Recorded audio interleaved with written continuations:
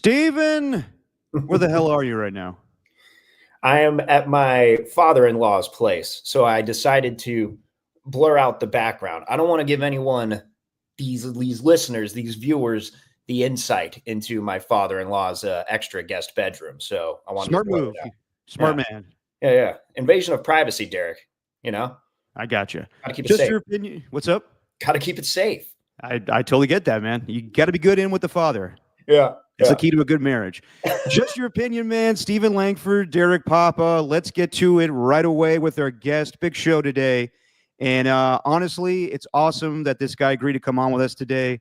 Longtime NFL sports writer, formerly of Sports Illustrated, NFL Network, and the SF Chronicle. You can read him now in The Athletic. He also has a book out called The Why Is Everything, a story of football, rivalry, and revolution. And his son's not bad on the mic. Ladies and gentlemen, Mike Silver. What's up, Mike?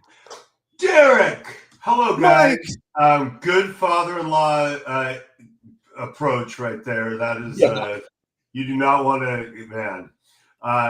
If we end up having Jeff Darlington on the air when I'm with you on KMBR, there is an in-law story that we should, I don't know if it's going to pass the FCC. Are they paying attention anymore? It's going to be a close call. Mike, they don't pay attention to a lot what we do on the radio anymore with me hosting. Right. And the show is, titled appropriately for this story, and I'll leave that. But, you want to be careful at the in-laws. You do not want to, you do not want to besmirch your name.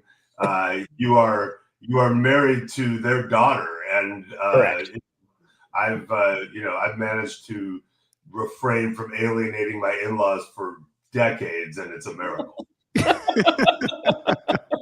Well, good pieces of advice. And Mike's going to be joining me tomorrow as well on KMBR, filling in for Adam Copeland on Dirty Work. So Mike's going to get real annoyed with me pretty fast doing this show and tomorrow.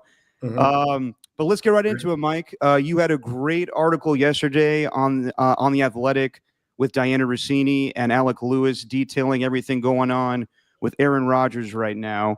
So the latest is, everyone thinks that Aaron Rodgers is holding this thing up with the Steelers and Giants. Not the case. He's waiting on the Minnesota Vikings and really Kevin O'Connell. And the options right now are he signs with the Vikings, he signs with the Steelers, he signs with the Giants, or he just retires altogether.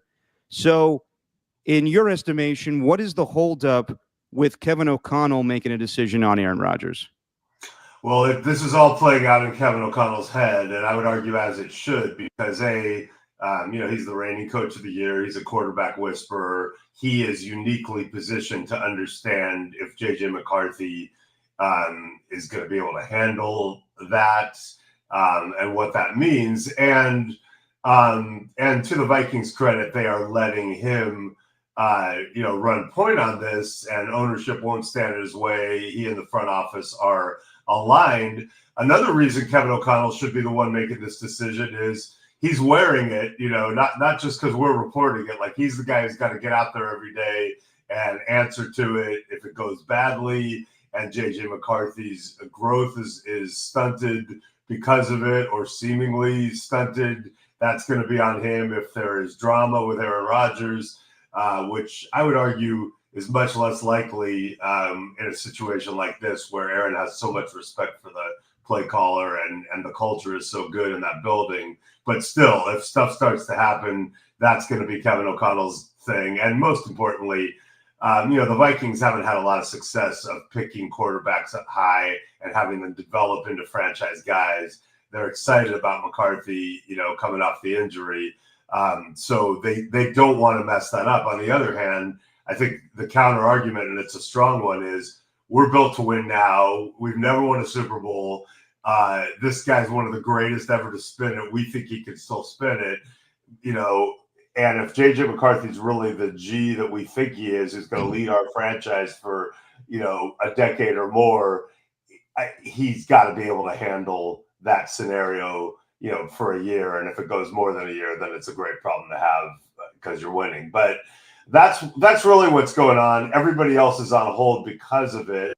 And we've been out front on this for a long time as we report through free agency. This is why I love my friend Diana Rossini. Now that we're coworkers, we had enough information 2 nights ago where I felt like, okay, we can now push this to another level and say, not only is Kevin O'Connell still deciding and Aaron Rodgers waiting because the Vikings are his first choice, but we now can source, through sourcing, we can conclude that ownership and the front office will not stand in his way. It's all on Kevin. And I started trying to craft a tweet for us to put out. And she's like, no tweeting, write a story, which was absolutely the right call, but also annoying because then I had to write till 11, wake up early, deal with East Coast editing and some other stuff and the Vikings. And all of a sudden it was hours and hours into it, but it was the right call. We definitely, we know a lot, but one thing we cannot tell you, and that's because it hasn't been decided yet, is what will Kevin O'Connell ultimately choose. And some people who are pretty familiar with what's going on in that building have told us it's literally 50-50 in their eyes. So, and here's the last part of that. Normally you'd say, well, they got to decide, not just because we want to know, but Aaron's going to have his other options dry up. And normally they would, because the Steelers and the Giants would be like, dude, if you don't tell us by today, we're going to move on. But in this case, what are they going to do? We're going to move on and we're going to go get Joe Flacco and hope that Kyle McCord can play right. There's no other, the Steelers kind of played themselves, I feel like. Yeah. They don't seem to have a thing with Wilson as a possibility. Maybe that could be resurrected. They let Fields go, and they have a team that's trying to win now. They don't really have a plan B other than hopefully Kevin O'Connell decides not to sign Aaron Rodgers and he comes here. And then the Giants, who I don't think people think are going to win now, but you've got a coach and a GM on the hot seat. They're trying to figure out what they're going to do. Right now they got Tommy DeVito on the roster. And obviously that's not enough. You kind of just alluded to it, but I think that was one of my biggest questions after reading that article is, what happened with the Steelers? It felt like after, they let Justin Fields go and he's on to the Jets, it really felt like, okay, they're going to make a strong push for him, because you mentioned Russell Wilson. Didn't seem like Arthur Smith kind of liked the idea of Russell Wilson last year. It seemed like he kind of wanted Fields to maybe get the start in the playoffs. But I was kind of surprised. I thought the Steelers would be making a strong push for him, but instead they're just waiting it out. Yeah, it's a really fair assessment. And I think it's important for our viewers and listeners to understand that the 49ers aren't the only organization that seems to be flailing at times when it comes to these things. Let's look at the Steelers, right? They, Mike Tomlin was, when it was reported that, or Mike Tomlin, I think, told Jay Glazer that he was the Lone Ranger when he decided to put Russell Wilson into the lineup for Justin Fields during the season. He wasn't lying.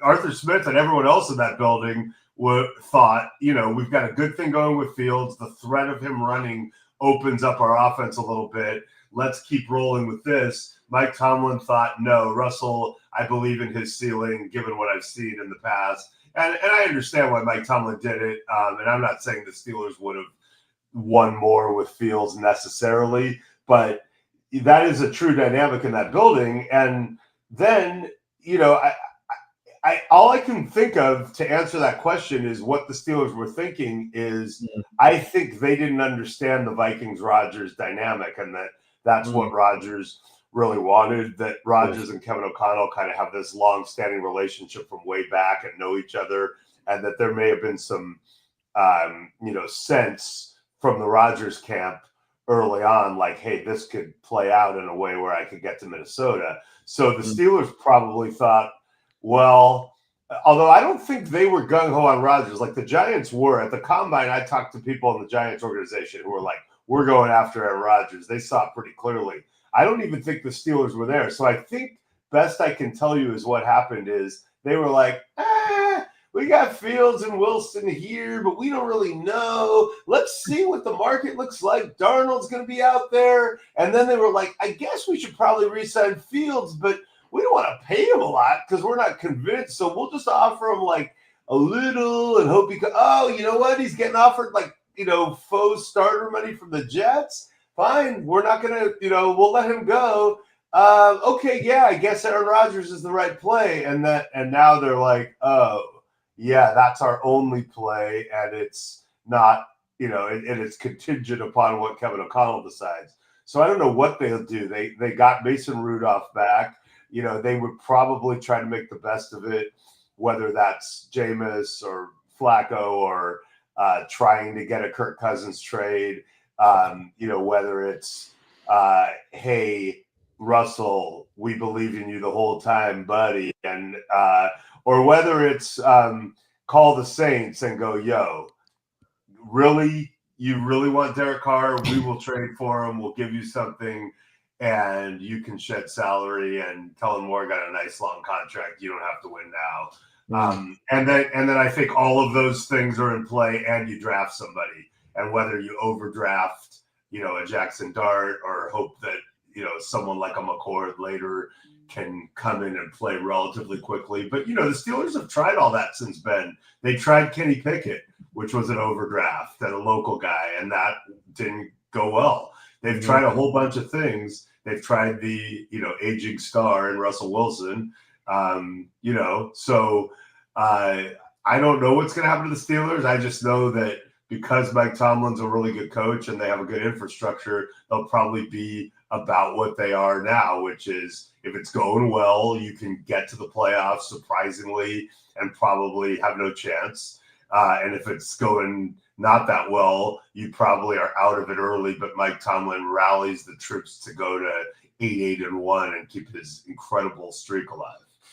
Yeah, it's interesting that Mike Tomlin's willing to do this because Tomlin famously has said in the past, we want volunteers, not hostages. And it kind of feels like the Steelers are kind of being hostages right now. But they're the hostages. Yeah, exactly. But the reason they're hostages, I want to stress this. In normal times, they would not have to be. The reason they're hostages is that they played themselves. They are waiting for a guy who doesn't have to decide because they don't have a good plan B. So that's on them. Yeah, no, definitely. But Aaron Rodgers very well from his days back with Cal. Do you honestly think that he would retire after all this if the Vikings said no, or are the Steelers pretty much his second option if the Vikings say we're not interested? I think the Steelers are the second option. I do think he wants a number that I don't know, how that's going to play out. I think the Vikings would probably find a way to pay it because it's maybe a little more than Darnold got from the Seahawks, which was 33-3. So maybe if you pay Rodgers 35, I think if you're the Vikings and you're that committed where you're like, yeah, JJ, sit another year, we're trying to win now, you're not tripping over paying Aaron Rodgers 35. But the Steelers might be. And so maybe that's part of this. So I don't know. I think, honestly, he wants the Vikings. He probably wants the Steelers second. But there's also a part of him that's like, I'm not going to force this. He may be intrigued a little bit about the Giants. Malik Neighbors, I think, the possibility of working with Dayball and maybe giving Aaron a lot of freedom at the line, which he likes. There's some things about it that you could make a case would be enticing. But, I know that going into it, his attitude was, I'm not just going to go play for some trash team. Like the Titans were a non-starter. I don't think the Raiders were something he was seriously considering. The Giants kind of surprised me that he warmed to that. But he definitely isn't like, I'm just going to play at any cost. But the fact that he's even considering the Giants tells you he's also not like, I have to be able to win the Super Bowl next year. I think he just wants to finish on a better note, more than anything. And we did post, or at least Derek did. He posted the photo, which was, I think, originally your I guess it's your X profile picture, but the one. No, it was my Twitter because it Right. wasn't X back then. Right. Still was the Twitter pile, but is there any like story behind that photo? Because like I'm just so glad you asked. It's a just seeing long it. story and it's all about me. So I want to tell. I'm going to tell the long version of this story Please since do. we're on a podcast. Please do. I'm really glad you asked. So I was at Yahoo. This is during the officiating strike, famously. So I think it was 2012. Yeah, and it's an amusing story because I was not. I'd been hired by Dave Morgan, the visionary who built Yahoo Sports into an incredible success story out of nothing, and he's the reason that a lot of us either went there or swore by it. And I'm talking about Dan Wetzel, who's just finally leaving now, Woj, Jeff Passan, Charles Robinson, Jason Cole, so many talents that we had there. And it was just a really fun place to work. But when I joined, that was the first time where Dave was kind of like, we're gonna shock the world and show that we can go get someone from the big boys. And I was the lead NFL writer at Sports Illustrated.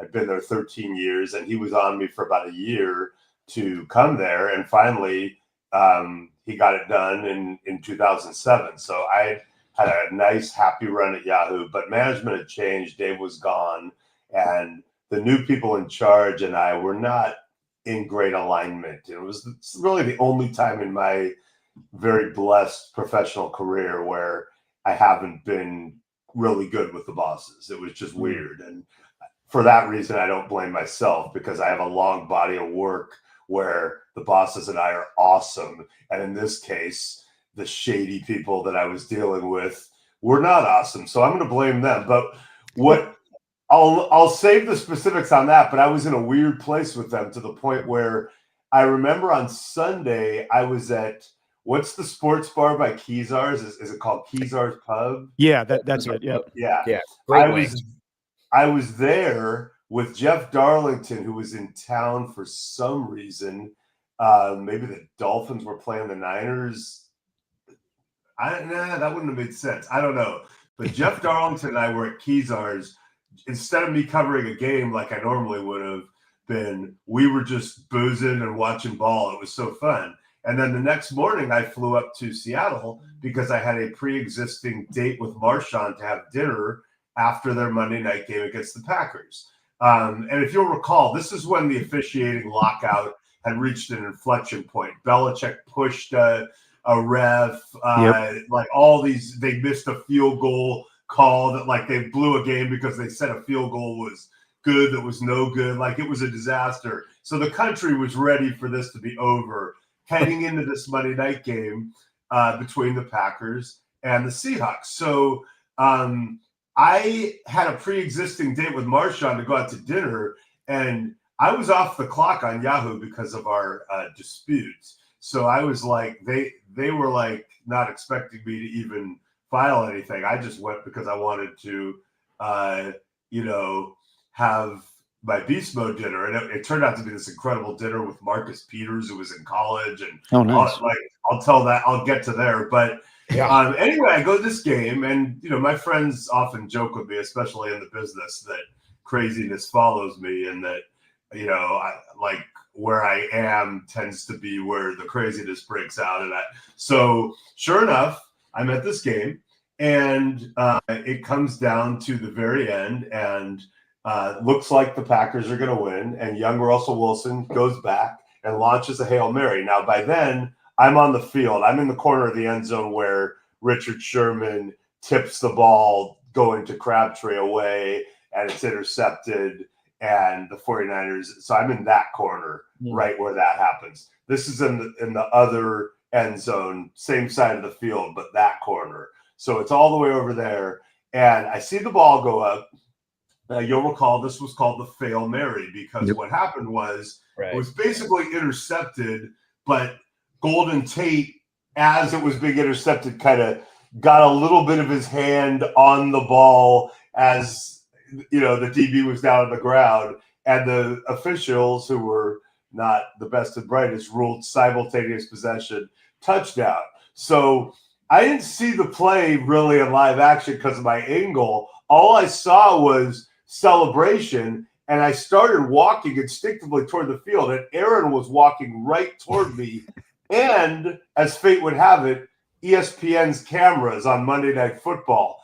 And I saw the anger in his face. I saw that he was mad. And I think we both said we could say fuck on this, right? Absolutely. I think we both said what the fuck at the same time. Now, what I said was I had my arms out like this, which is part of what became the meme. I had this like bad leather jacket and I had my arms out like this. And I'd go, what the fuck just happened? And he was saying, what the fuck? Like he knew what had happened, but he meant like, what the fuck did they just do to us? But we both said it like at the same time.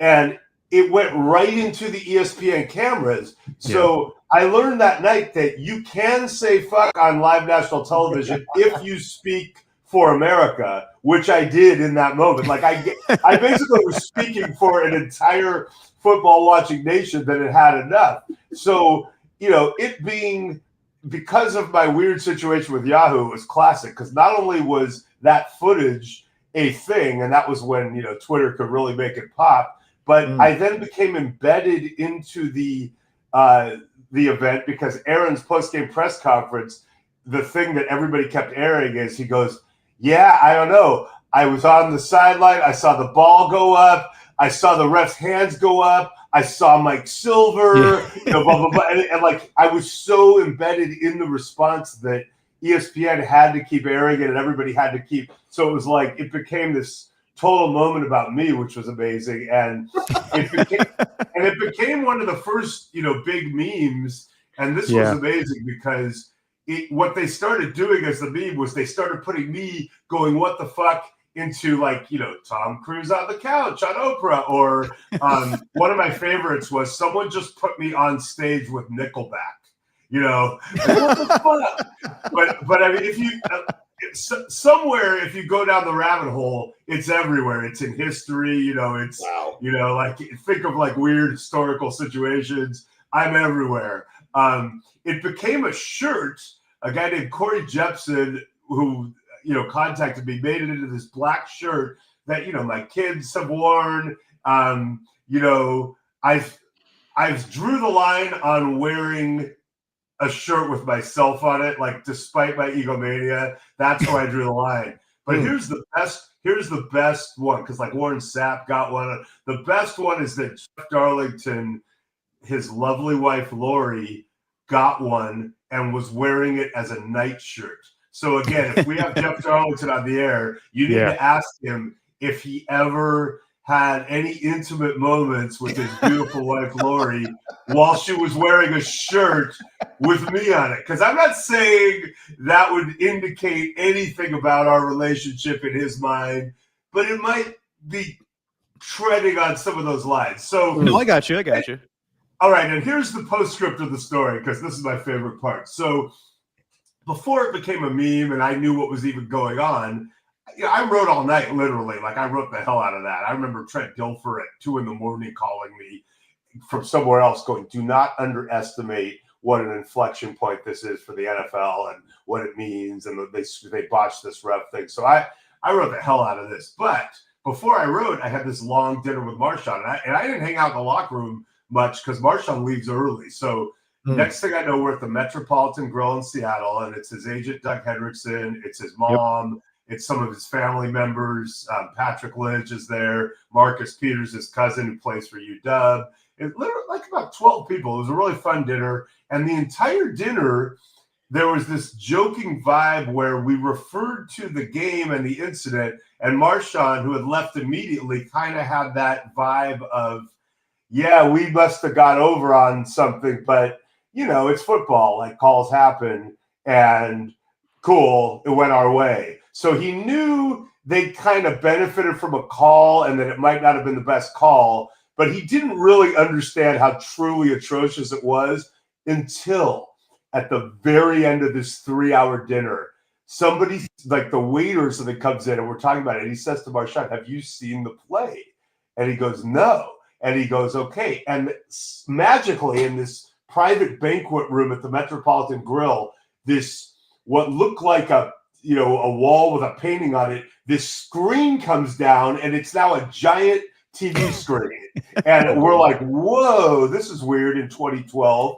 And they put the play on. And Marshawn is looking at the play. I'm looking at Marshawn, and he goes, oh, shit, we lost. Now, cut to, we're outside waiting for our respective cars, waiting for the valet, and Packer fans are walking by in downtown Seattle, and Marshawn's going up to them going, man, I'm sorry. Y'all won that game, man. That was bullshit. We lost that game. So that moment where Marshawn understood how bad the call was. But yeah, there's a rabbit hole of what the fuck means. And that's why I left it up for so long, because it kind of spoke to the early days of Twitter when, something could go viral in a weird and funny way. Before the Nazis and the, Putin love and the, all that. It was a simpler time. Yeah. Also, you needed that to actually make sure people knew who you were, because back in that time, you just created memes out of random people and you just called them I don't know. I think wasn't there a Bad Luck Jerry or something like that? Yeah. Or the crying.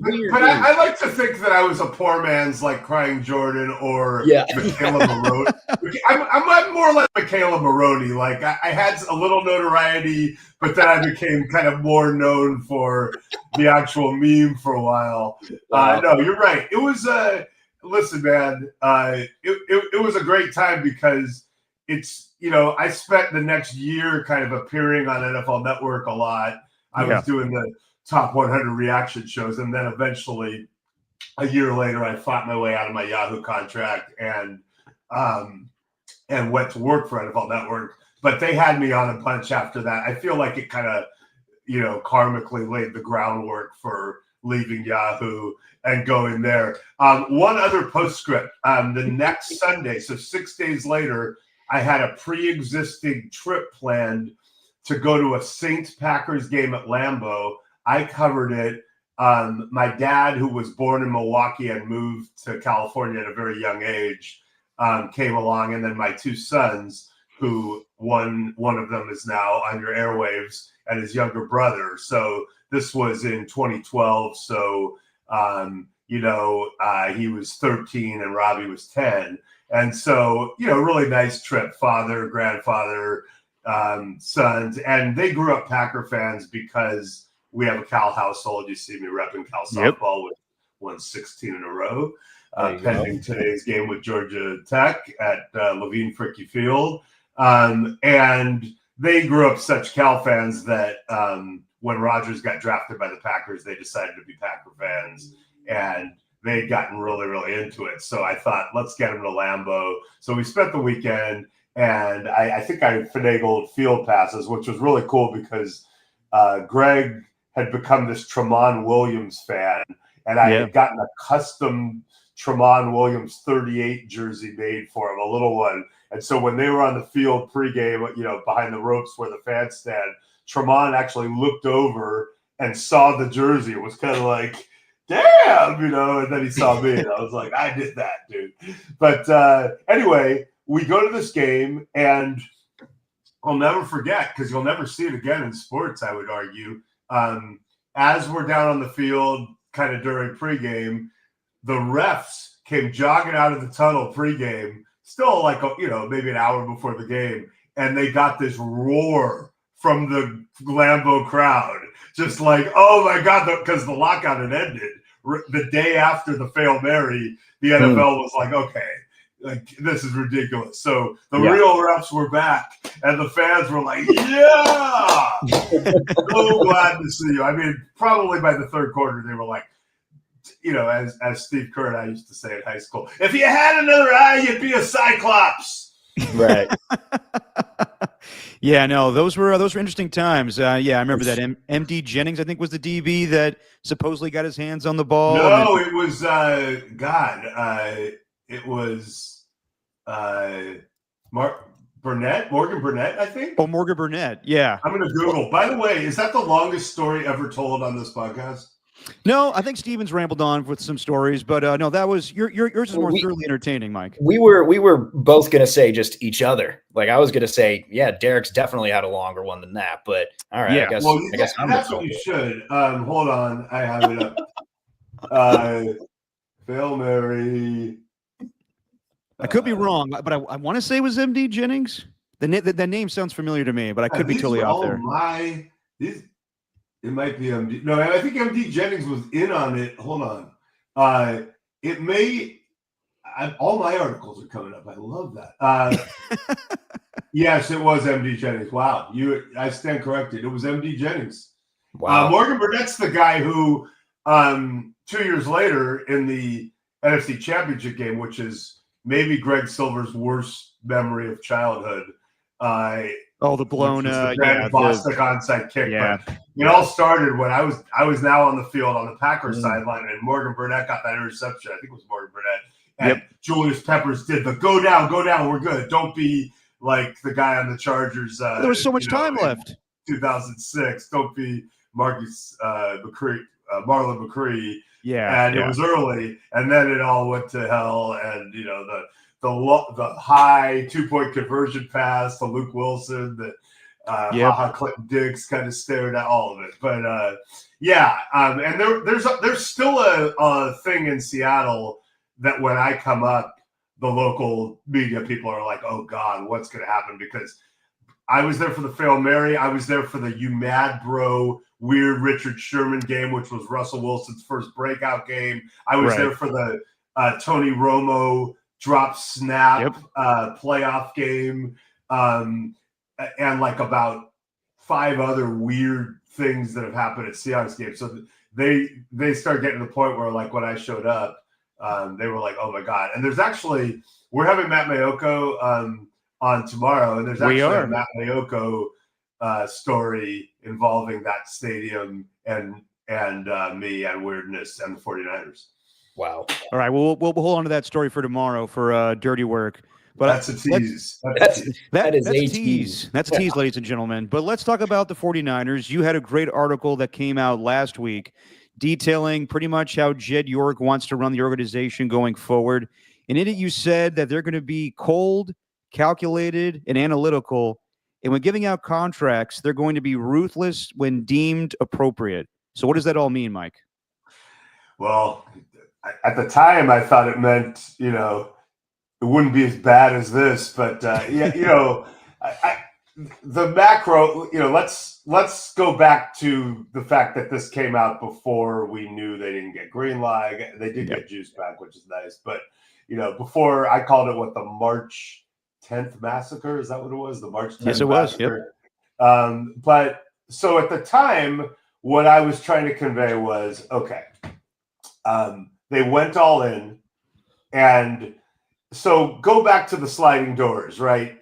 They go to the Super Bowl and almost beat Patrick Mahomes. It is understandable in that context to go, okay, we still got Purdy on a rookie deal. We got all these great players. Let's load up and try one more time. But if you go back to the Packer game 3 weeks before and go, they really could have lost that game. And certainly they could have lost to the Lions the next week. It turns around on a ball off the guy's face mask. Yeah. So if you're honest with yourself, if you're a 49er person, you go, we really could have been a divisional round loser at home. And maybe it's time to start making some hard decisions. Instead, and I'll give them slack because it's understandable. They were like, we're so close, and let's just try one more time. But whatever happened, it delayed some decisions by a year and made them make some decisions they wouldn't have otherwise made. So in normal times after that season, you would have said, okay, Ayuk and Debo, pick one. We'll get rid of the other one. We're drafting, they drafted Pearsall, which is the right mentality, so we're getting a cheap one in the draft. We'll pay Jennings as the 3, pick one. We either pay Ayuk and we know we're getting rid of Debo, or we just aren't going to pay Ayuk and Debo's our guy and we'll keep building it. So instead they overpaid Ayuk and restructured Debo. They allowed themselves to kind of be older and top heavy. So this isn't just about cap either. It's cash spending. And it's been reported that Jed spent $334 million last year, which is a league high. So you can't just say, okay, now Jed's cheap. I mean, I think, like, as much as I bang on owners, I always want everyone to sign everyone, but I always go, it's not my money. Like, if it's my money and someone runs up the stairs to stop a trade, and now I'm paying $120 million for Brandon Ayuk, and then he's like kicking his shorts off in front of the media a month later, and then we suck. I think I'm like, maybe we could, do this a little differently. So I think just there was a general, and I don't want to paint it like it's Jed against Kyle and John. Like, they are more aligned than almost any, front office ownership coach. Like, I think they're really good together. But I think, Jed understandably was like, okay, we went all in. We went 6'11". We're old. We're expensive. Let's only pay the guys who are at, still elite. And let's get rid of what we can of the guys who aren't. They would get rid of Ayuk if they could. I don't think they can with that contract coming off the ACL. They got rid of Debo. I'm amazed they got a 5, honestly, knowing, that they were clearly getting rid of him. They probably lost too much. They really did not want to lose Greenlaw, and I think they misjudged how to court him. I think they probably should have laid the groundwork for how important Greenlaw was to them much earlier, instead of kind of at the very end being like, no, we don't want to lose you. But they did not want to lose him. But I do think there's an inevitable retooling, and the Rams may be their role model, but I don't think it's normal. That's the problem in the NFC West. Both the Rams kind of twice and the Seahawks twice with Pete managed to look like they were tearing it down and make the playoffs really quickly. Seahawks did it twice. It was crazy. And the Rams did it again, the last 2 seasons, came close to beating the Eagles. So they think, well, we can do that. I think it's a tough road, and you really need your quarterback to ascend, assuming they get it done with Purdy, which I think will probably happen. And the problem is, as we saw last year, Purdy's superpower, or one of them, is not trying to do too much. So when you put Purdy in a position where it's like, okay, man, we don't have as much as we used to. We're paying you, though. You're the guy. Like, you've got to fight against, if you're Purdy, okay, well, now I have to do more, because when he tries to do more, I don't think it looks as good. And in the article, you do stress that Kyle Shanahan and John Lynch are not on the hot seat. But the thing that I found the most interesting is that Kyle's not going to have a say in these contracts anymore. He's going to be focused on calling plays, and the other guys are going to determine who gets these contracts. So, in your estimation, that may be an overstatement. I just think it's more. I think, honestly, like, Kyle's not going to be able to sprint up the stairs to stop a trade, for a guy who's asking for a ton of money that has been really an emotional, mess in front of us for a long time. Like, let's stick to our football decision. I think Kyle can get in a room with John and Jed and state a persuasive case. Gotcha. Okay. I would say it like that. Okay. So you would say, though, like, it's still, like, the way that I perceived it was that maybe he's not going to have a say in personnel decisions as much anymore, but you would say that's kind of an overestimation. I don't know that. I listen, Kyle always had personnel power when it mattered and didn't lord it over anyone, and he and John worked it out great. Jed's been super supportive. Sometimes the contract stuff gets gnarly in a way that probably is less comfortable for coach and GM, which I think is normal. But they have with Prague, they've functioned really, really well. I give them a lot of credit. And I think Jed's been really good for all the criticism he understandably took, when Jim Tomsula was passing gas at the introductory press conference after Jed had compared him to Steve Kerr. But like, Jed's been really good, and he was really good coming out of 2018 when they had 2 rough seasons to start. Like, I think Jed's been good. I think, the owner always, talking about personnel control, the owner always could weigh in because it's the owner's money. I just think, it just depends what the decision is. When we're trading 3 1s and we're taking a quarterback 3rd overall, you would be crazy not to listen to Kyle. Now, I think Kyle talked himself out of what he wanted, and maybe others helped push him to talk himself out of that. But he wanted Mac Jones. He ultimately wanted Trey Lance. The Trey Lance thing was a disaster. We're now going to find out if maybe Mac Jones, what might have been as the backup. But I just think it just depends what the decision is. But in general, they're going to try to be younger, faster, cheaper, which is normal. They are going to build it around the guys that they're still paying, and Purdy will be among them. But you're still paying McCaffrey, Trent Williams, Kittle. You're still paying good fullback money for Juice. You're paying Bosa. You're paying Fred, and you're paying Deommodore Lenoir. Those are all really good elite players that you're paying, but you're hoping that you have people like last year's draft class, like those guys who can come in and be good. You're hoping you can make good free agent signings. If you're a fan and you're watching all this, you're like, oh my God, we just lost a lot of players I really love, especially Greenlaw. And I thought we were going to get Joey Bosa. Now, to the 49ers credit, they didn't overpay for Joey Bosa, and they knew that if Joey Bosa was going to come, it was going to not be a money thing. They knew someone would give him more money. But you also have to manage fan expectations, and the fans need a dub once in a while. And right now, the only dub is, okay, cool, Juice isn't gone. Right. Which is, the fans need a dub, whether that's Purdy signed and he's going to be there all offseason, and we're or we made a big trade to get up to 4 in the draft and we're taking an edge, whatever it is, the fans need a win. Yeah, I think probably Dre Greenlaw would be the one that stung the most, because if you look down, Derek and I were kind of just looking down the free agent list before the legal tampering period began, and we're kind of looking down and we're just like, probably not going to re-sign him. And they let go of a majority. I think, they pretty much did what was expected. At least that's what we thought, really. Yeah, the Greenlaw one is tough because if it happened a year before that he was up, even coming off the Achilles, I think he would have got paid because they had a different mentality.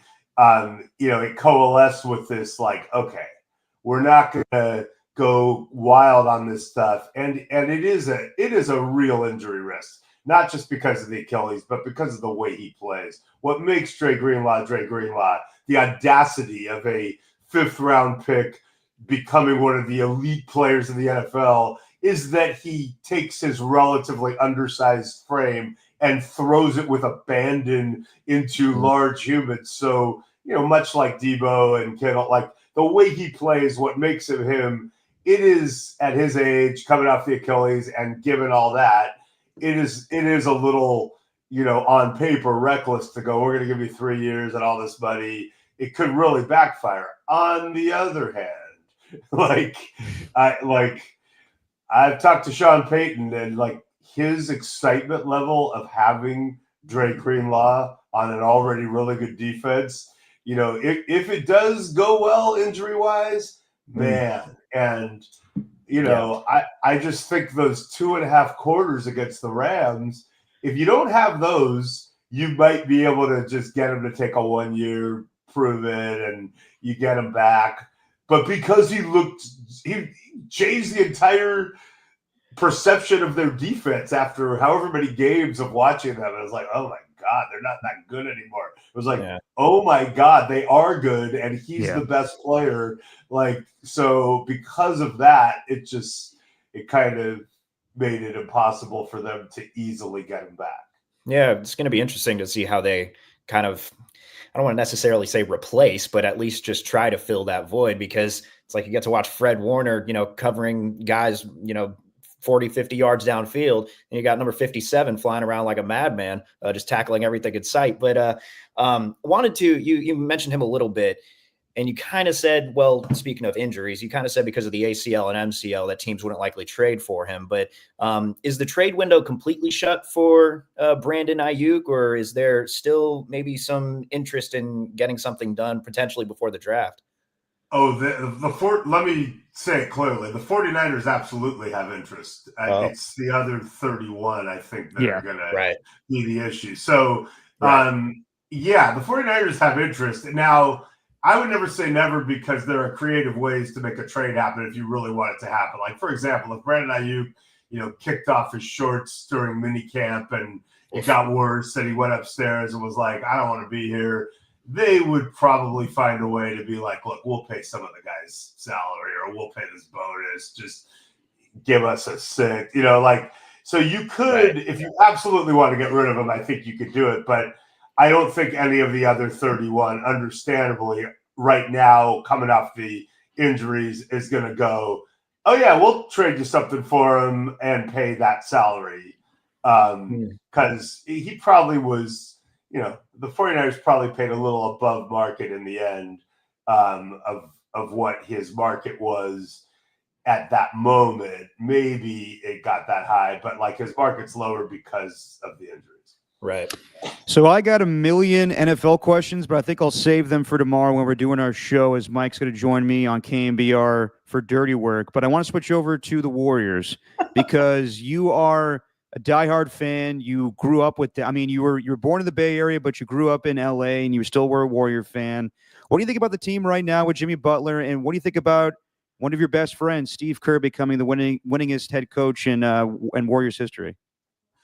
Yeah, well, so I grew up a Warrior fan in LA, and you can imagine how that was. And everybody clowned me my whole childhood, including that guy you mentioned, who he knows. But he's come around. And so, yeah, it's just so fun for me because, I grew up a Warrior fan, and then I became a sports writer. So, we're not really fans. And then when I was NFL only, I was like, oh, I can kind of enjoy the Warriors, but not like a fan really would. But then when my good friend became their coach, coinciding with their greatest, moments ever, I just leaned in hard because, and then when I was at the Chronicle, it was a little weird. It was like, I just write about the Niners, but it's like, I don't know. But now I'm back at covering the NFL for the Athletics. So hell yeah, I'm a Warrior fan, as long as Steve's there at least. So, okay. So my first question would be, because I've been a little distracted with the NFL. Yeah. Are they better with Jimmy Butler or not? I'm a little confused. It seems like maybe they're better. I don't know. Do we have enough evidence yet? I mean, God, whoa. It changed the whole thing. And I was one of those, you could ask my son, I was one of those, can we get Jimmy? Can we get Jimmy? For a long time. And people who know basketball better than I do kept saying, it's not what you think. He's older. He's a lot. And I actually was right. All I know is I may not know hoops that well, but I do know that guy took the Heat twice to the NBA Finals when they had no business being in the NBA Finals. And it seemed to me that it was because of him. And I want that guy. And I don't know, the whole game is played at his pace, which is weird. It shouldn't be, but it's played at his pace. It unlocked Pajemski, Moody. It seems to have made everybody better. Oh, yeah. And, knock on wood. I don't know, man. They win a lot now when he's in the lineup. And, and I love it when, there's a lot of noise about my boy. And, other than seeing him get tossed or get technicals, my favorite thing of this whole 10 plus years is when he has to problem solve, when they had to beat Houston without KD, there have been moments where I'm like, whoa, he really had to problem solve and workshop this and came up with something really cool. So I think it's Jimmy Butler, but it's also Steve with Jimmy Butler unlocking things now, with Guy Santos, just figuring out what it is. And now with Kuminga, having to do that. So, I'm all for all of that. It is a blessing. And as far as Steve, and the wins record, I'm really proud of my friend. I always brag about that he's the highest 3-point percentage shooter in NBA history, and I will stand on that. And when Steph hit 4,000, I texted Steve and I was like, "That's because you didn't take more." Come on, put some respect. And he won 5 NBA championships as a player, hit the game-winning shot in a finals clincher. So I will stand on his playing career with pride. I think what you need to know about Steve is he tied Al Attles, and I grew up a Warrior fan, so Al Attles, winning that championship when I was 9, Al Attles is a mystical figure to me, and got to cover him as an executive. And I texted him, after the game, and I just go, "That's rad that you tied Al Attles," and he immediately texted back "Shout out to those 40-something wins they're giving me that Luke Walton coached," he knows it's awesome. But he will also win those 40 now because I think he's going to be stuck coaching them for longer, because what we're seeing right now is pretty special. Yeah, I was going to ask you that, Mike. He's got 1 year left on his contract, and Steph Curry just turned 37 the other day, but he's playing great right now. He even said, I think, recently that he plans on playing longer than his contract. Do you think Steve would stick around given the rejuvenation of this team right now? Ooh. I mean, I just feel like with Steve, if Steph still wants him there, which seems like he does, as he should. I think Steve is totally into it, in my opinion. You never know. If Steph were gone, I can't tell you for sure that Steve would want to be gone, because maybe there'd be some weird challenge, but sure seems trust me, this is where having your boy also be the best coach of the sport is this great coalescence, because it's a great test. If I were that accomplished in basketball and one of my boys was praising me, I'd like to think that I would do what Steve does, which is he has an incredible awareness that while it is an incredible achievement and he deserves to be incredibly proud and he is great at it, Steph Curry has also been very responsible for a lot of it. And so there is an appropriate level of oh yeah, I've also been coaching one of the most freakishly great athletes of our time, who he loves. So yeah, I can't tell you for sure, but from my perspective, if it's going well with Steph, it seems like he's going to want to be hanging. And if and when Steph is not there, it just, who knows? Yeah. We've been through 300, we're on the 310th episode, I think, Derek, and there's been quite a few within these episodes where, maybe Warriors fans are going after him, the fire Steve Kerr hashtags, whatever, blah, blah, blah. But the thing that Derek and I always point out, just beyond the basketball stuff, is whether it's political or whether his team is, going through something where not much can be revealed, but he has to say something to kind of give us an update. I don't know, with Andrew Wiggins' absence, for example, that comes to mind, or even with, the wildfires in LA, which obviously impacted him. He always seems to say the right thing, always, and knows when to say the right thing. Has he just always been that kind of a guy? Absolutely not. He has said so many inappropriate things, as have I, which is why we're friends. Listen, he's, he has incredible values. And, God, the fires. Thank God his mom Ann is okay. But he went back to the house not long after, and he sent me pictures of the hoop that, I grew up trying to match him shot for shot on sometimes. And, I was a good shooter, but didn't quite work out. But when I saw the pictures of the house, let alone the entire Palisades and where we went to high school, and grew up and stuff. Like it is heartbreaking. I will say this, like, it is the pride I have in him is as a friend is much more, slanted toward the, father and husband and human that he is. And he was always a great, great person, but, you never know like how your high school people are going to evolve. And like, he's been not only incredibly more successful than honestly either of us could have expected as a 15-year NBA player and now, incredible coach, but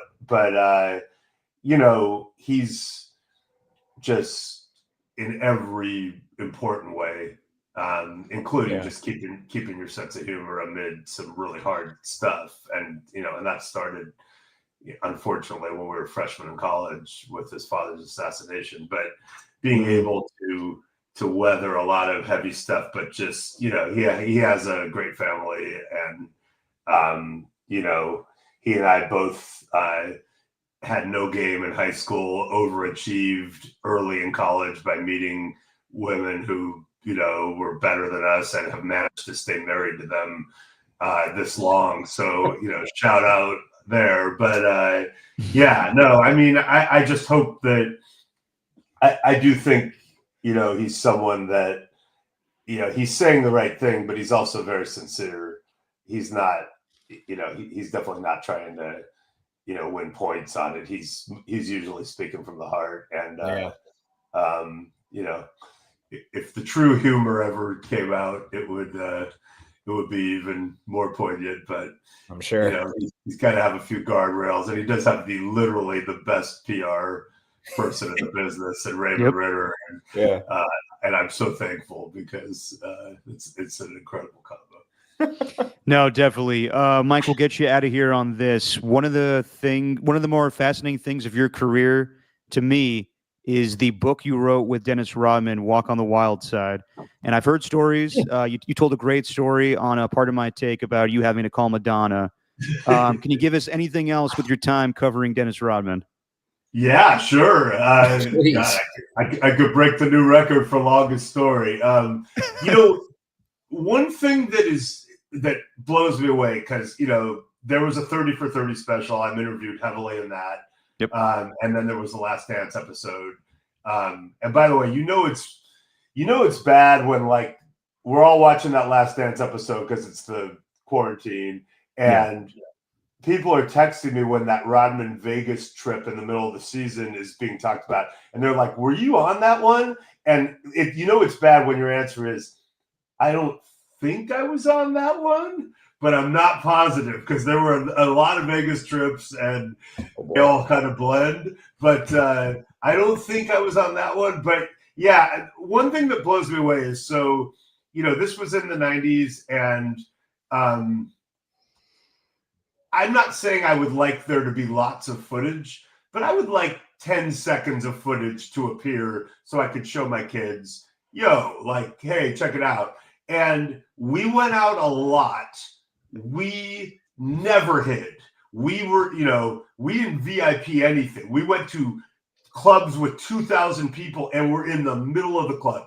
We went everywhere and never hid. We were the most accessible people for a celebrity crowd ever, often with other celebrities, repeatedly. And seemingly no footage of that exists. Think how much the world has changed. That was not a crazy long amount of time ago. Now, I guarantee not only are we on camera, but if we walk outside, we're on someone's camera. There's footage of everything. And let alone if you go out as a celebrity and dressed weird and party, it's all. So what a world. So if anyone has any footage somehow of me and Rodman, rolling into Crowbar in Chicago or whatever, or Vegas, please put it on social media or get it to me, because I do want to show my kids, within reason. I want to show my kids something, but it's just amazing to me that all, because I feel like ESPN 30 for 30 or The Last Dance would have found it if it existed.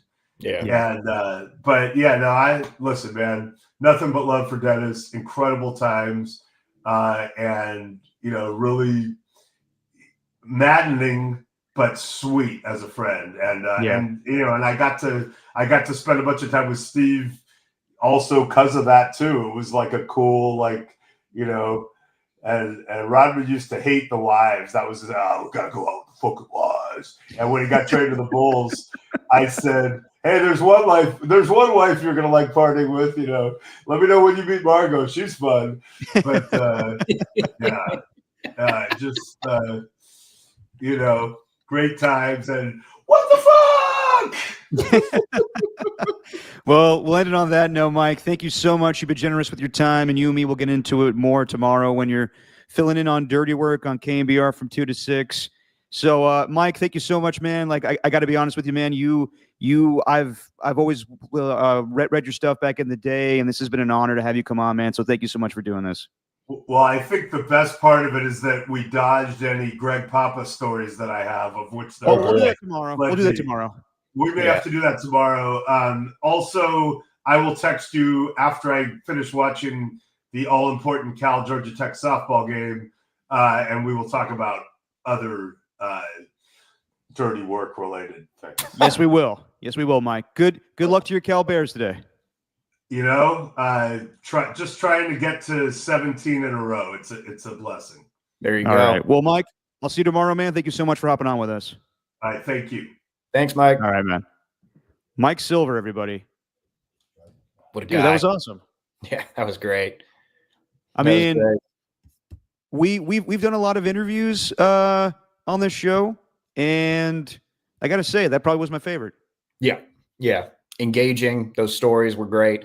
I didn't know whether to bring this up because I'm still like in that weird producer type mode, but I'm like, hey, Mike, I've texted you several times. I'm that random guy who's texted you, and we've spoke on the phone barely. We've just said hello. Ready to hop on here? All right, see you. So it was really cool being able to, get some insight. It was, it's had a lot of stories, man. That's dude, that one with Rodgers is crazy. No, man, he's done a lot. I mean, he covered the Warriors too back in the day when he was local in the Bay Area. And we'll get into that a little bit more tomorrow when I'm on with him.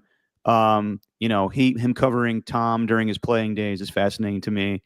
But I interacted with him a little bit when I was at NFL Network, but he wouldn't know me. I was always on like Zoom calls when he was getting prepped for like an NFL Total Access or the Insider Show, whatever he was on. But no, he's definitely got some stories about my pops back in the day. I think the one that I know the most is them sitting around drinking, like during like the Rodney King riots and everything. And my pops goes like, things are going crazy, Mike. I don't know. I think the only way for the world to change is sometimes people need to die. And then Mike just goes, Jesus, Greg, the hell? It's morbid. A little morbid, I'd say. Dark, a little morbid. What the hell? That's my dad's rationale of thinking sometimes. Yeah, I know. After the old, radio shows in April of 2020, it's just like, oh boy. Yeah. Greg. Yeah, no, that pretty much every day was during COVID radio was people are dying, John. People are dying. And Len's like, all right, let's talk about the KBO. Yeah, dude. That was a wild time. God, so the Vikings stuff, I didn't even know that was a thing until this morning. I read the article, obviously, before he hopped on, but I can't believe it's the Vikings that are basically holding all of the Aaron Rodgers cards right now, and everyone's just kind of wait and see mode. It is crazy that the Steelers just totally, mishandled that and just kind of botched it. Really felt like he was going to the Steelers. By the way, I think we're getting aggregated for our little conversation with Mike. We are right now. Yes. Vikings podcasts are picking them up. Aggregation sensation. Oh yeah. No, I was texting with Mike earlier in the week. In Minnesota. I think the purple might have fooled him a little bit. Yeah. I texted with Mike earlier in the week, and I was like, "Hey, are you still good to do everything, the podcast and do the show?" And full disclosure, he was like, this Rodgers stuff, man, I don't know. It's kind of fucking up for me to do the radio show on Monday. I'm like, damn. And I was like, it seems like an easy decision, right? Steelers. And he was telling me earlier in the week, he's like, no, man, he wants the Vikings really badly. So hopefully we'll see what happens tomorrow. Mike is planning on doing the show and everything, but if something happens, we'll definitely adjust. Jeez. Can you imagine me and JJ McCarthy? Well, I mean, it may just be like, I kind of get it. Like, it's very similar to the Zach Wilson thing, although you knew what you had in Zach Wilson. You have no idea what the hell you're getting in JJ McCarthy. We saw him a little bit in the preseason against the Raiders. Probably an upgrade. He looked much better than Zach Wilson did in the limited amount of time that we saw him. It was just very small sample size. I know, but Zach Wilson was okay in the preseason too, from what I remember. It's just what you do on the field. I think it's a little bit of, we have this short window to win. And the thing is, I think the Vikings planned on just going with JJ. That's why they made all these moves. They got Jonathan Allen. They got Javon Hargrave. They picked up the Colts offensive lineman. Yeah. They traded for Jordan Mason yesterday, which if we had more time, I was going to get to that with Mike, and I guess we'll bring it up tomorrow. But the Jordan Mason trade, for the Niners, they gave him a second-round tender. But in the end, they just traded away a sixth-round pick. So I don't understand what the whole point of the second-round tender was. Right. Like, to me, that I just, in the end, they were just like, all right, we want to let Jordan go. We'll take a sixth-round pick. He's going to get a bigger contract with the Vikings, so let's just let him go.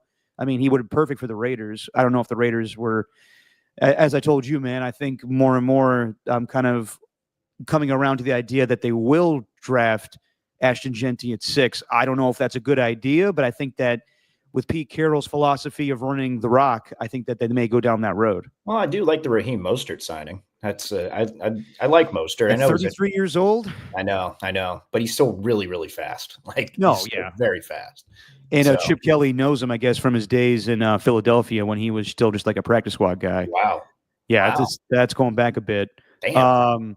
And I was going to ask Mike about Geno Smith. Are they going to get a contract done with him? And it sounds like that's going to happen, just a matter of when. And I don't know if I love the idea of him being the long-term quarterback for the Raiders. But yeah, a lot to go over with Mike Silver. And dude, he's awesome. Like, I didn't know him, as I said before. Like, I texted with him in the past to come on with my pops and Bonte.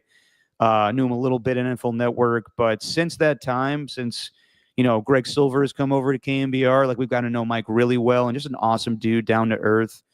You can always tell when he's been drinking the night before because his voice is kind of gone.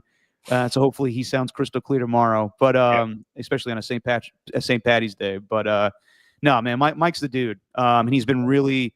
Like, obviously, he's, very invested in this whole thing with Greg being on the air now. And he reached out to me when the news broke that I was going to be taking over for Tom and told me if I needed anything at any time, he would be there for me. So really appreciate that. Mike's the man. And we hope to get him on more because that was awesome. Were you hoping that when he got to the Marshawn in the restaurant, were you hoping that restaurant was Applebee's? Because I was.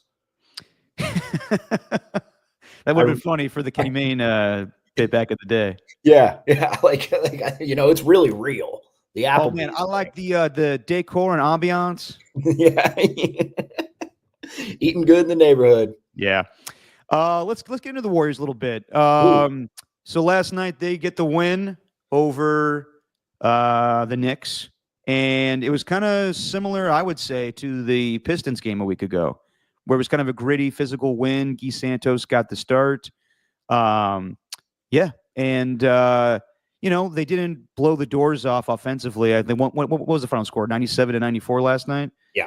So good performance, solid win. Draymond, I think, kind of carried most of the offense, I would say. I don't even know who was the leading scorer last night, but no, I mean, good solid win. Karl Anthony Towns kind of wasn't too emotional about the whole situation with Draymond, but got some 3 early fouls, and Draymond was calling him out, telling him to, hit the bench, and at one point said he's fucking soft.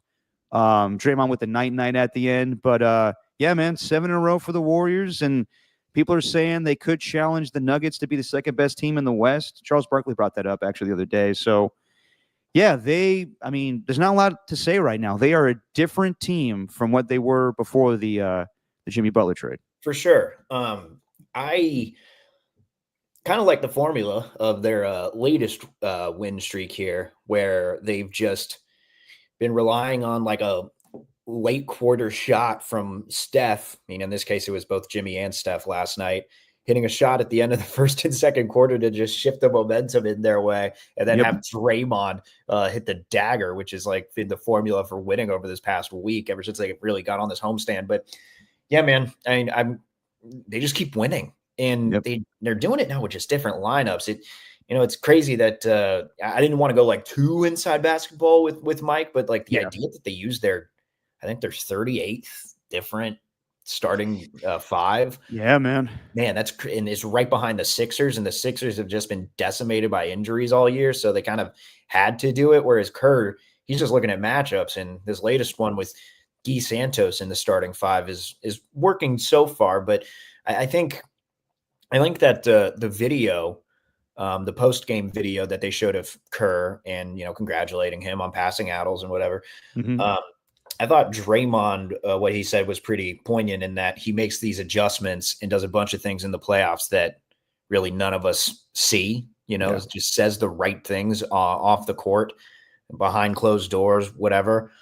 Just really what makes him a special coach. And I just think if one thing's for certain, going into the playoffs, I mean, it looks like they're pretty much not clinched an automatic spot, but it looks like they're going to do it, which is wild in itself. Well, play in or playoffs, because still the Minnesota Timberwolves are nipping at their heels. They're creeping right behind them. I like the Warriors. I mean, like, also given the fact that the Warriors beat them 3 times this year, I like their chances of avoiding the play-in. Yeah. But yeah, man. I mean, it's crazy to think too, like Butler's going to turn it on in the playoffs. Like playoff Jimmy's a very real thing. Oh, they're all going to turn it on. You know what Steph does? It's wild, man.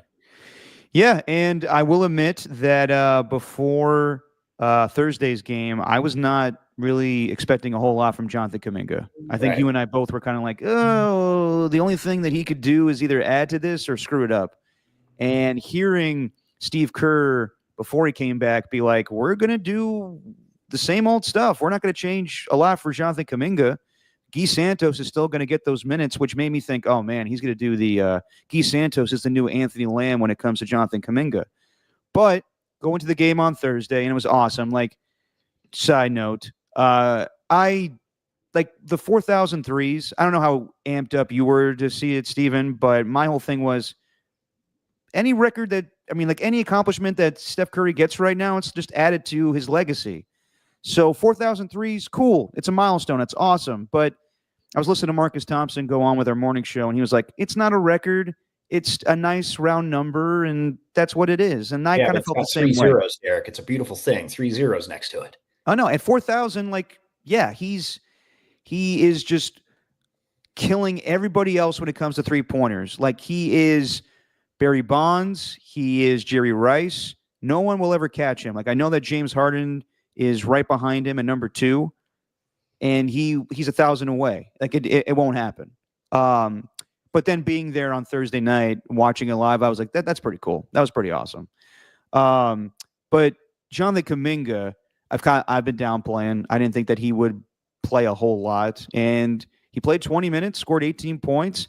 He does bring something different that it's kind of like having another Jimmy Butler, honestly, a more physical Jimmy Butler. Jimmy Butler has been great, but I would say the one thing that I wish he would do more is be a little more aggressive going to the hoop, because there's a couple times where he stopped or he second guesses himself, and then he has to, kind of recalibrate and dish the ball out to somebody else. But Jonathan Kuminga just goes for it. And I saw a turning point where he could have gone to the rack on Thursday. Instead, he dished it out to Steph, and Steph was open for the 3. That's where he got the first 3. And the second 3, it was actually Jonathan Kuminga and Jimmy Butler on the floor together. It wasn't that long of a time, but Jonathan Kuminga, I mean, there was a play sequence in the fourth quarter where it was Draymond to Steph, Steph to Draymond, Draymond to Guy Santos, and then boom, and Jonathan Kuminga's open in the lane. You could dunk that. Another, like, he saw GP2 last night for the alley-oop. And that's the thing, too, like, it's not so much like, but prior to, everybody going off right now, but it was primarily Steph shooting the threes. Mm-hmm. Now everyone's shooting threes. GP2's landed threes, Moses Moody.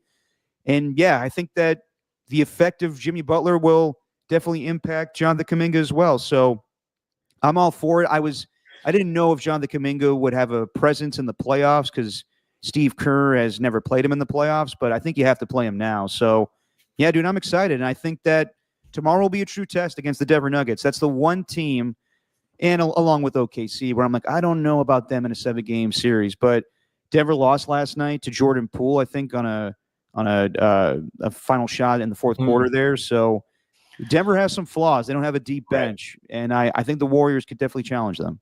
Yeah, for sure. The Kuminga thing, I think what struck me is just, you never really know what a player would be like as like an observer. Like Kuminga, a lot of athletes, not just Kuminga, but if they were in his situation, they could easily just kind of mope a little bit, sit there on the bench, see all this winning that's happening, be like, well, what's my value here? Like, oh, like I'm getting played out of a spot in the rotation right now. This ain't good. Yeah. But instead, he's clearly been observing a guy like Jimmy Butler, who I think has a much more, what's the way to put this? It's a much easier skill set to mirror, I think. Like you could observe Steph, but not everyone can do it. No one can really do what Steph does. What running around screens and hitting them off balance threes. Like you can't just watch Steph and say, "Oh yeah, I'm going to go out on the court and do that." You can't really. You can watch Draymond, but not every player is just going to be, taking the ball up the court. Sometimes going to the low block and then posting a guy up and running the split action and doing all those different things. Sure, you can do that, but most guys want to score. I think Butler has a much easier. At least his style is much easier for these guys to observe and then put into action. And I think, I guess he had Andrew Wiggins, but even Andrew Wiggins had problems with being aggressive. I don't know. Jimmy Butler's just giving them a different flavor, I guess, and someone who you can watch and then obviously put into play. And I think we saw that with Kuminga. He wasn't as efficient last night as he was, but the numbers that stick out to me are the assists, the rebounds. Like how many times did, he have 22 points, but you'd only see maybe 1 or 2 assists, a couple of free throws. It'd feel like a kind of an empty, it would literally be an empty kind of box score stat line. Right. He's now kind of filling it up. And I really like what I'm seeing so far. And, everything that everyone's been saying, Bob Fitzgerald, Bonte, all those guys saying wait till Jonathan Kuminga gets back. Yeah, I see what they're talking about. Yeah, no, he definitely brings something different, and I downplayed it. But last night, I think it was his first 5 minutes, he got 4 points and 4 rebounds right away. So as long as he's willing to accept the role, I don't know necessarily when Pods comes back, and it sounds like he'll be back for Tuesday night's game against Milwaukee, so they'll have to figure it out tomorrow if they want to go big. I could see Guy Santos getting the start tomorrow against Jokic. Mm-hmm. But I wonder if that'd be crazy. It would be crazy. But I don't know, or maybe they go small and maybe Kerr, Draymond does match up well on Jokic, and maybe becomes where after these last 2 games, I don't know that Steve doesn't like to fuck with the rotations too much, but maybe you interchange Guy for Jonathan Kuminga, and then Jonathan Kuminga could start tomorrow night. We'll see. But yeah, man, right now they look like a championship team. I'll say that. I don't know if they'll end up with it because, this is the first time, doing this thing with Jimmy Butler, and it's at the halfway point of they did it mid-season. So there's still some growing pains probably here or there, and they definitely have had a softer schedule, but I will say in the games where they've been tested, they've looked great. The 2 games against the Knicks, even last Saturday night against Detroit, and these next 2 games, Monday and Tuesday, against the Nuggets and Bucks, will be really telling. Yeah, massive. This is where Warrior fans will start to get greedy a little bit with their playoff predictions. If they manage to win back-to-back nights against 2 of not the top teams, but two really good teams in each conference. Yeah. Yep. Get greedy. That's what they should do. And yeah, Steve Kerr getting win 558 to be the all-time winningest coach in Warriors history is awesome. I thought, like, when the fact that it was coming up, I was like, Steve doesn't already have that. I'm surprised by that. Yeah, but he gets it. He surpasses the late great Al Attles, and it dawned on me last night, like them beating the Knicks. I was like, wow, that's ironic because Steve was basically on a plane to go fly to New York to meet with Phil Jackson to become the head coach of the New York Knicks. Mm-hmm. And it took Bob Myers and Peter Gruber and Joe Lacob to basically infiltrate his plane, get on with him and be like, you're not going anywhere. We have a PowerPoint. These are the reasons why you should be the Warriors head coach. And Steve said yes. And I think he's glad he did because I think recently he said, had I taken the Knicks job, I probably would have been fired very quickly. Well, also, not to mention Steph in that same category too. Like, wasn't he courting the Knicks? I remember at least his parents revealed that they didn't even know where Golden State was, and they were hoping New York was going to pick him up in the draft. Like, they didn't even know where the Warriors played. So it is funny, that little connection where it seems like, whether it's Curry breaking the all-time three-point record or obviously Kerr with the coaching record, to do it against the Knicks. Obviously, Steph was in, their home building in Madison Square Garden getting that record. But, like, Kerr doing it at home, it's like poetic justice. Oh, yeah. It's beautiful. Absolutely beautiful. Beautiful, Derek. So we'll see what happens tomorrow against the Nuggets and Tuesday against the Bucks. Any quick reactions to anything in the NFL recently, Steven? Joey Bosa ends up not going to the Niners, signs with the Buffalo Bills. It just sounds like it was a better situation, honestly, with a team that was on the verge of the Super Bowl, and they paid him the most money. Mm-hmm. Well, what's funny is I'm so entrenched, obviously, because I cover the teams for KCBS, but I'm so entrenched in Bay Area sports that the smallest breaking news is like a big deal to me. And I obviously was gone in Vegas, and we're just sitting where I don't remember if it happened in the morning, but a lot of our week was like focused on college basketball, conference tournaments, all that. Yeah. But like, I look at my phone and I guess, like, I didn't even notice that I said it this way.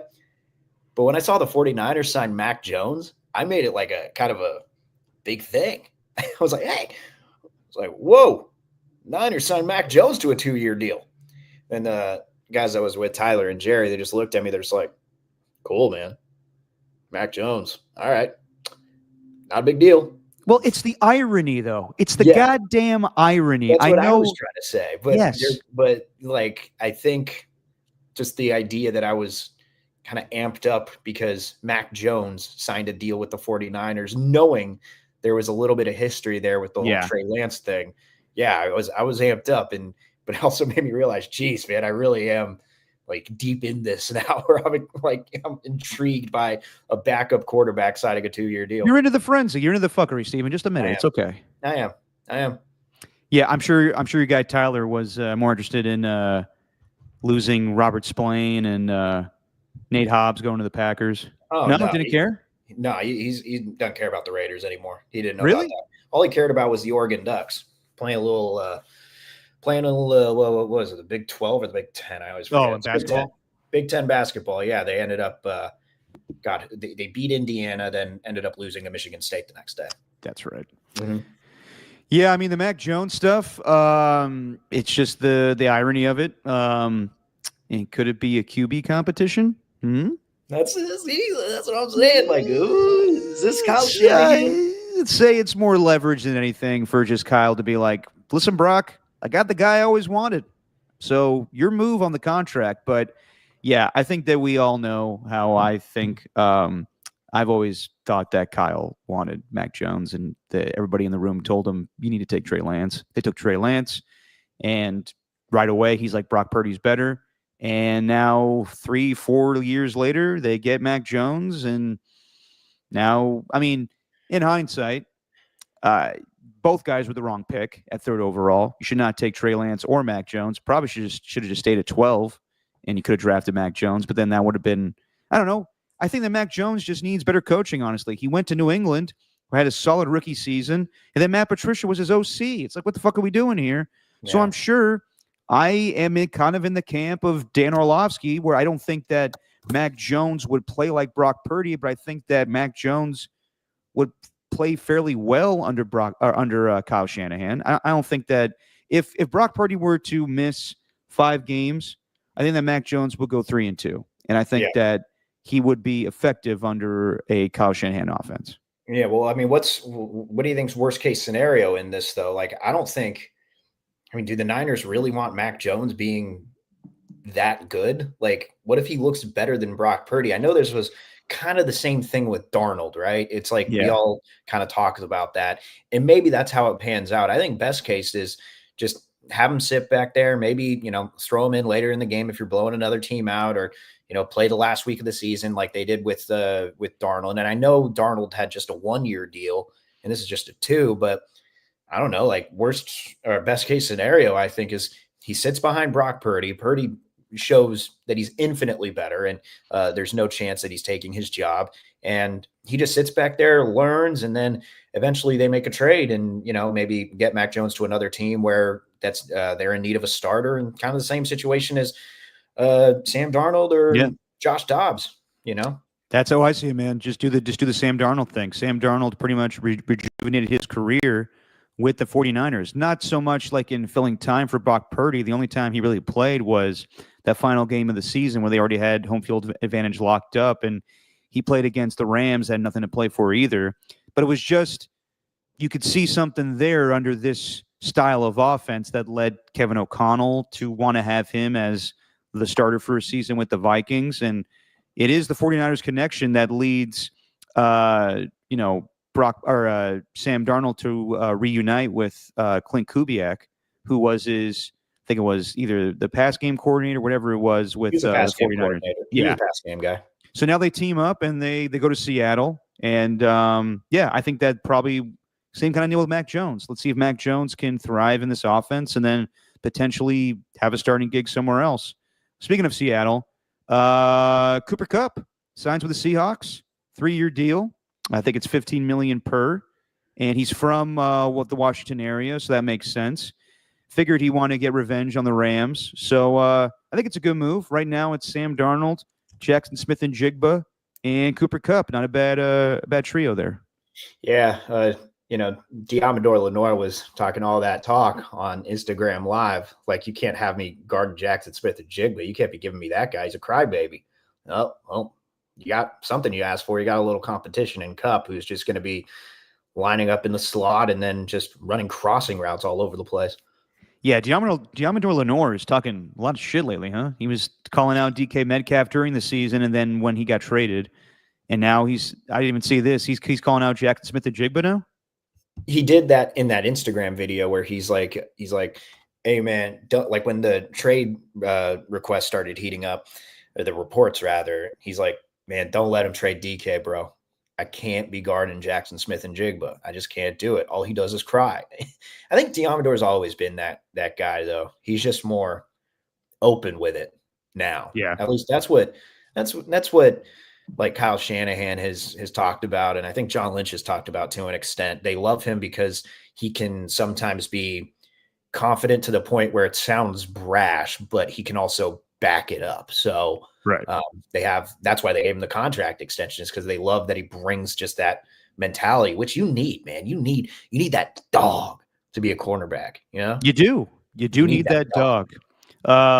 You and I are big in Minnesota now, apparently.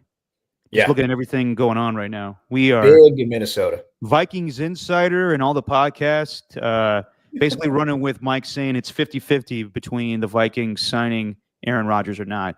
And I'll ask him more tomorrow. The thing I was going to ask him in relation to Aaron Rodgers is basically, when the fuck is this thing going to end? Because now this has become the DeAndre Hopkins who signed with the Ravens last week, and I don't see a lot there.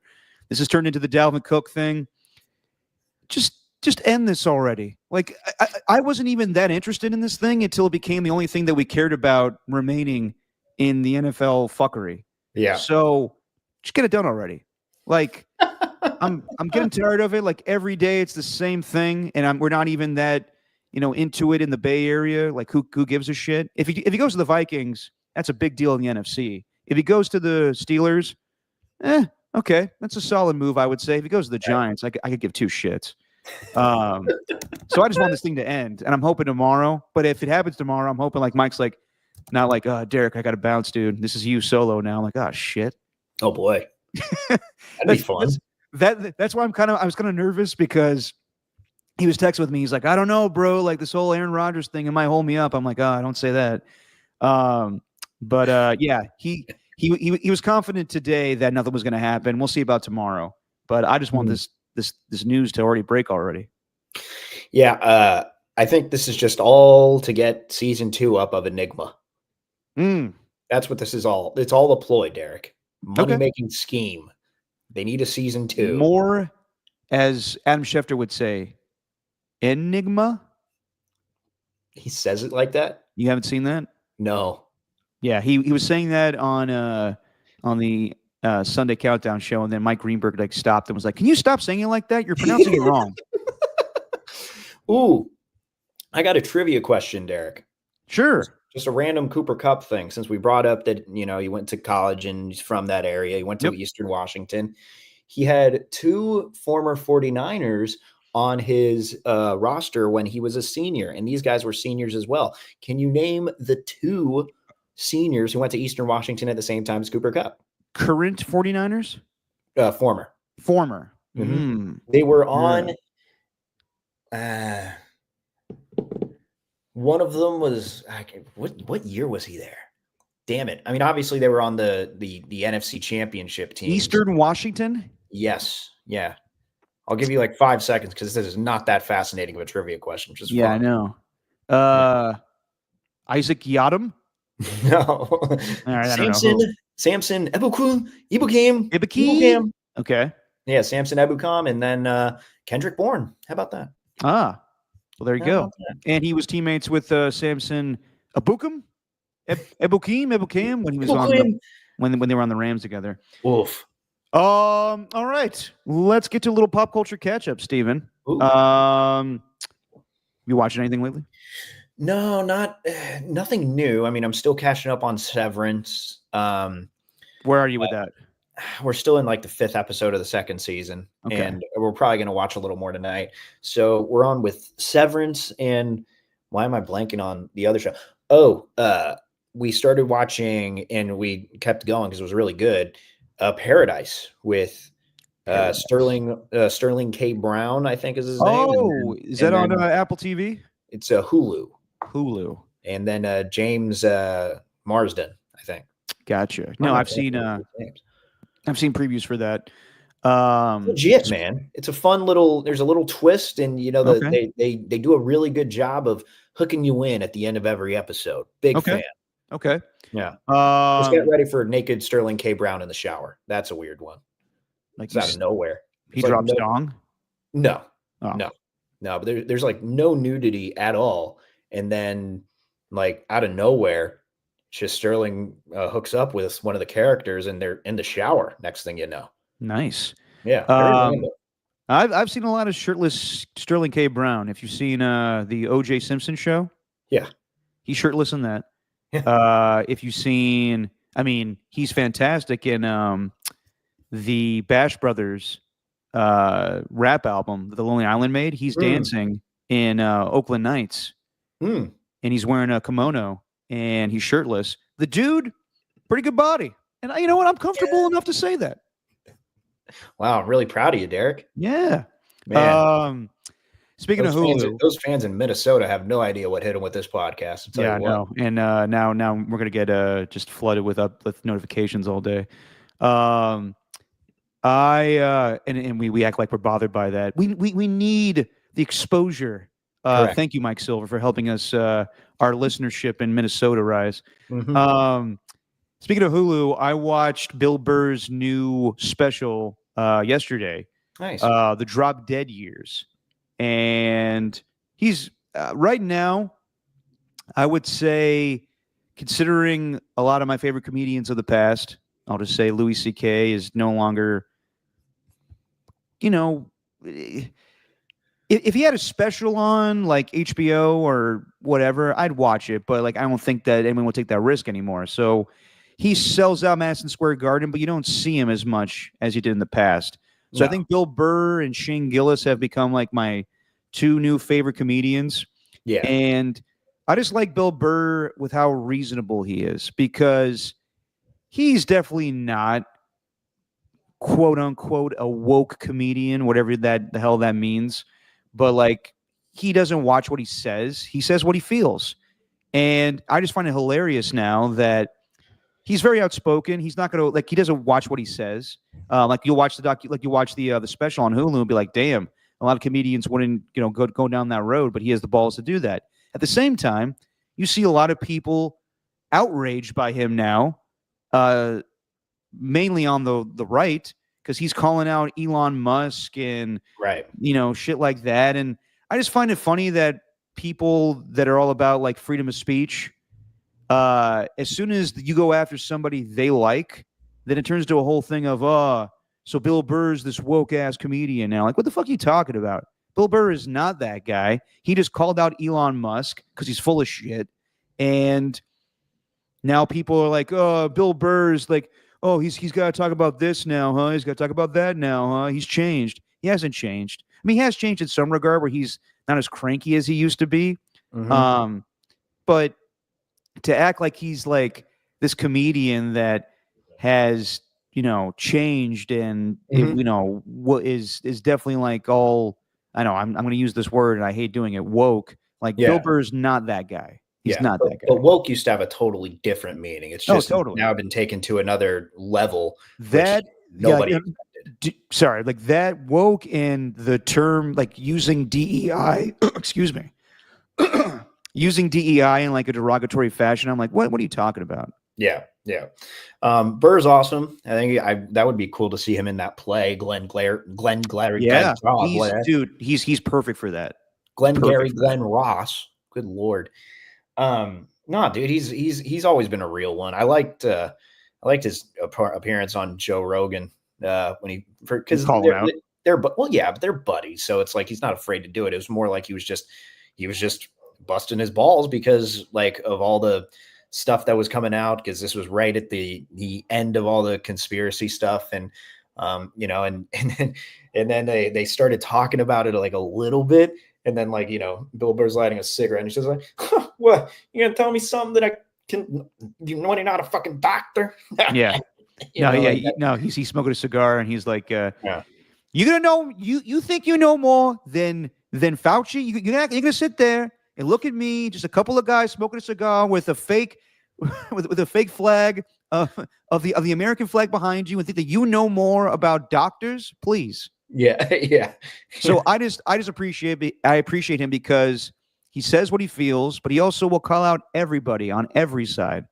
So, and I was listening to an interview he did with Smartless, great podcast with Jason Bateman and Will Arnett and Sean Hayes, and even in the new special, he opens up about how much depression he's had and anxiety.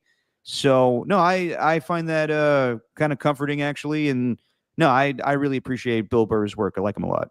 Yeah, man, he's great. Yep. Yeah, but catching up on Severance. Mhm. And speaking of which, there's this new show coming out in a couple weeks. I think right when baseball starts. With Seth Rogen called The Studio. That actually looks pretty cool. Where it's kind of Curb Your Enthusiasm like, where he's not playing himself. He plays the head of a studio. Right. But everyone is playing their, fake versions of themselves. So that'll be interesting. I'm into that. Yeah. Anything else you want to get to, Steven? Shoot, I got nothing, man. All right. I got nothing. Yeah, you had a good time in Vegas? Of course I did. It's Vegas. Yeah. Just got to eat some vegetables. Good Lord. Yeah. I've been eating so many French fries, man. Just that.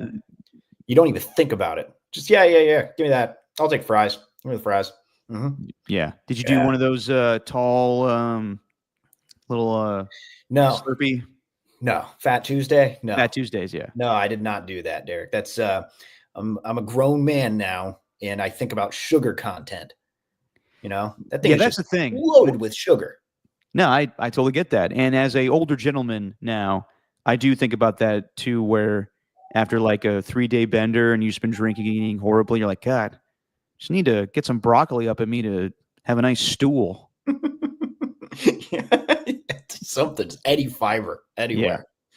But no, awesome. Glad you had a good time. All right, everybody. That's going to be it for today. We'll be back on Wednesday, and hopefully at that point, Aaron Rodgers signed a fucking deal. But if not, we'll keep talking about other things because I'm not so focused on the frenzy, Steven. I think at this point, I think I'm growing up a little bit.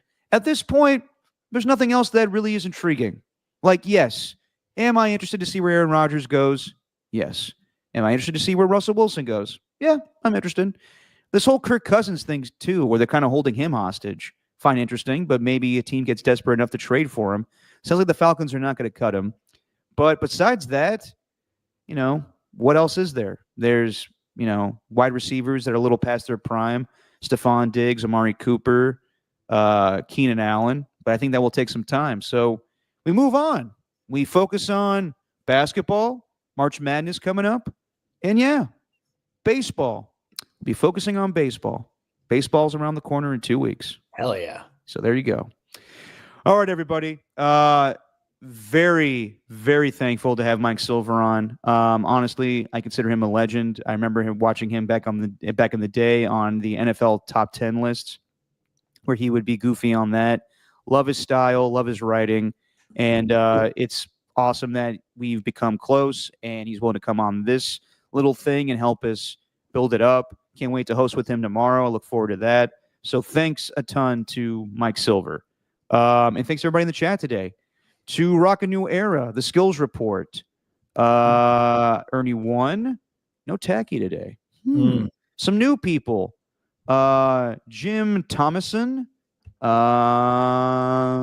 saw somebody else that was new. Shadow Wolf. I think these are Vikings fans that wanted to hear some scoops on Aaron Rodgers. And that's it for today. All right, guys. We'll be back on Wednesday. Steven, say what you always say. Oh, it's just our opinion. Man.